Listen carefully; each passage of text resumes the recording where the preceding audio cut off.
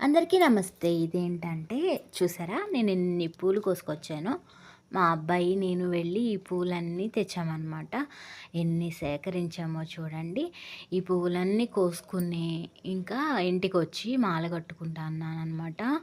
ఎళ్ళేతరకే 7:30 అయిపోయింది. ఇక్కడ 8కి పొద్దుగూకిద్ది. పొద్దుగూకింది మేము వెళ్ళేసరికి ఎవరేమంటారా అని కోసాము. అయితే మేము వెళ్ళే వైపు కొంచెం పెద్దవాళ్ళు గూడా అలా తిరుగుతా ఉంటారు. ఎవ్వరేమనలేదనమాట.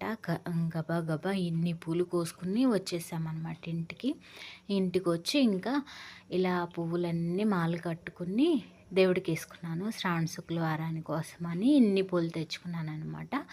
ఆర్మీలో ఇదిగో ఇలా గూడా పెట్టుకున్నాను చక్కగా ఇత్తడి దాంట్లో. అయితే మా ఆర్మీలో ఏ పూలంటే ఆ పూలు దొరికినయి తెచ్చిపెట్టుకోవాలనమాట. ఇవి రోడ్ల వైపు చక్కగా అందంగా ఏస్తారు. ఆర్మీలో ఎంత అందంగా నీట్‌గా ఉంచుతారో అసలా. ఈ ఈ పూలేమో పెద్ద పెద్దగా పూసున్నాయనమాట. చూడ్డానికి అసలెంత అందంగా ఉందో. ఇంక ఈ పూలైతే తెచ్చుకున్నాను. దొరికినయే. బయటికెళ్ళి కొనుక్కొచ్చుకొని ఏసుకోవాలంటే కుదరదనమాట. ఈ ఆర్మీలో దొరికే పువ్వులతోనే పూజ అయితే చేసుకుంటాము ప్రతిరోజు. ఎళ్లి కొనుక్కోవాలంటే కుదరదనమాట. చూసారా నా పూజ అయితే ఇలా అయింది.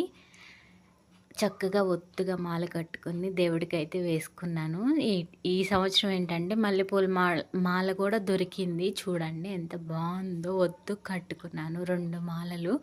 కింద కూడా ఒక విగ్రహం ఉంది.